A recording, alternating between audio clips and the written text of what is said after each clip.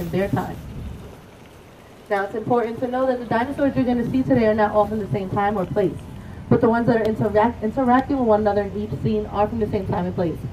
So keep your field guides close to you, those are those little green books, so you can keep up with all the amazing animals I'm going to show you today.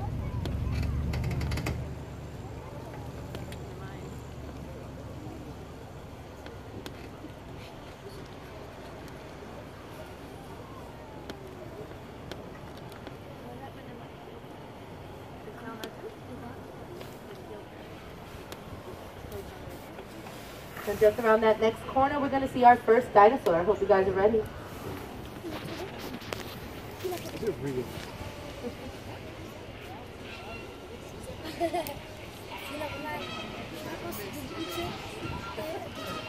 Here it comes. It's our ferocious, brightly colored pink flamingo. Right here. And the little gray one in there is a baby flamingo.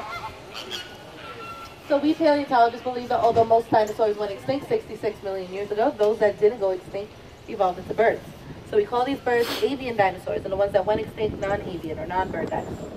So here on our right is our birds of prey exhibit. We got 2 bald eagles in the first cage. We got 2 snowy owls. We got a couple of condors and a couple of vultures too. Now at the end of the tour, you guys can walk through here to get a better look at them. I know it's kind of hard to see them from the wagon. Are you guys ready to think like paleontologists and see some actual dinosaurs? All right, here we go.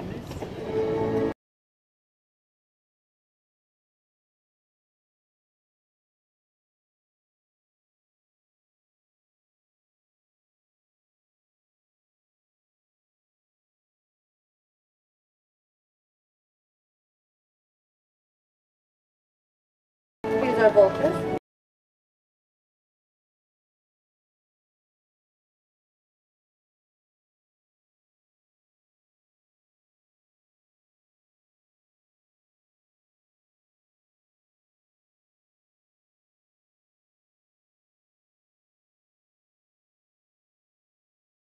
Alright, so here's our pack of Deinonychus, and they seem to be in pursuit of a Tenontosaurus just right up ahead. Now, paleontologists believe that smaller dinosaurs found strength in numbers, and they used to work together in groups to take down large prey. Now, this reminds me of how the African wild dog would work together in packs to take down wildebeest. Now, here's a fun fact. These fossils were found right here in the United States.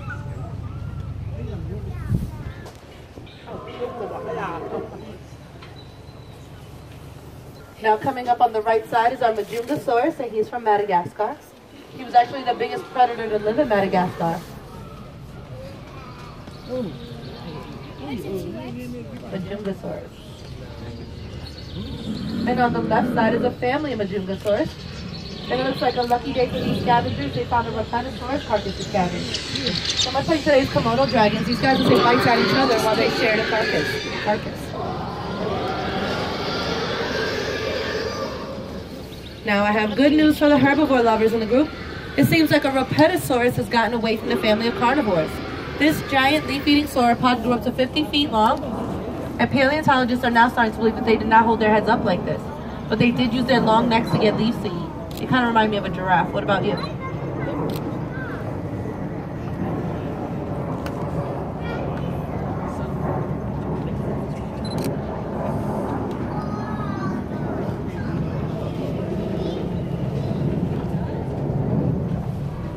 Now that sound you're hearing is our penta, but these guys have 5 horns. The Triceratops has 3. There's also a cute little baby in the herd. Now with all these mouths to feed, they might have to migrate soon for fresh food, much like American bison do today.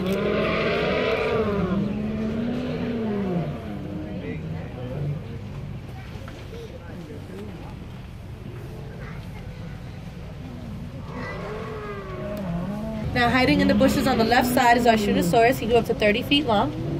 And on our right is our Dactylosaurus. He grew up to 45 feet long. And the largest of the 3 right up ahead, growing up to 60 feet long, is the Omesaurus. Now this reminds me of planes, because they can eat plants at different heights. It didn't have to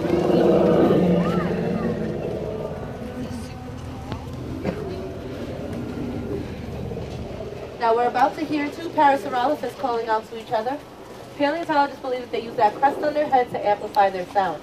They use these low notes, much like an elephant or a whale, to call out to each other from far distances, scare away predators, or to attract mates.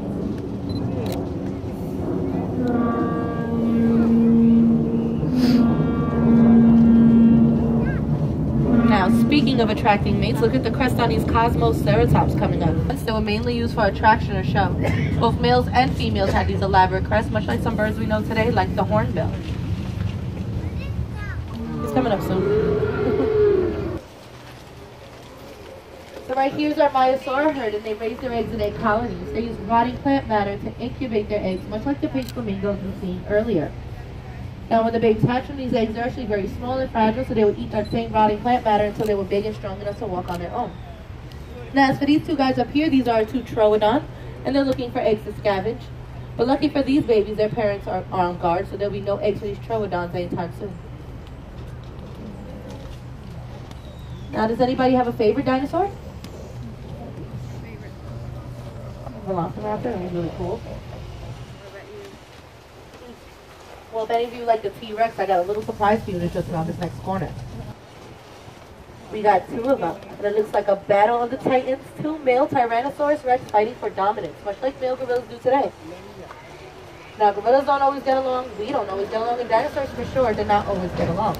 Now, paleontologists found T-Rex fossils that had teeth marks on heads and faces, suggesting that they might have lived together in groups. Males and females also could have took bites at each other during courtship. Now, that's quite the love bite. Now, those T-Rex fossils were found in Mongolia, America, and Canada, and paleontologists are now starting to believe that the T-Rex might have had feathers. So much like modern day, he's heading to the water for sun to drink. And on the left side is our Gallimimus, resembling today's ostrich and covered in feathers. And she's looking right at us.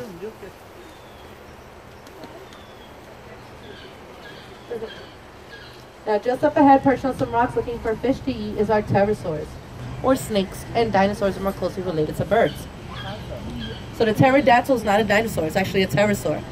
Now, life around these watering holes was not always harmonious. Fossils can show injuries, and paleontologists found evidence of a violent encounter between an Allosaurus and a Stegosaurus, like you're going to see in the next scene. Now, the Allosaurus, much like today's tiger, used to use the watering hole to ambush unsuspecting prey. So who do you think's going to win this battle, the Allosaurus or the Stegosaurus? Yeah, I got my money on the Stegosaurus too. She got armor plates on her back and a couple of spikes at the end of her tail. The Allosaurus is going down. So everybody keep your eyes peeled because dangers also lurk in the water.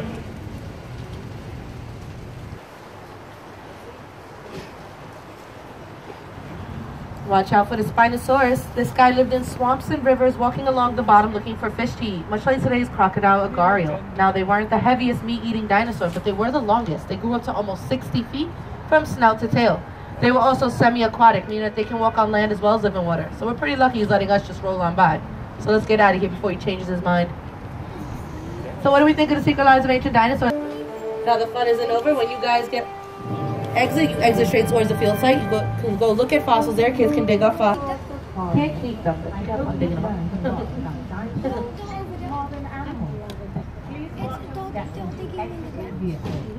It's like a little sandbox.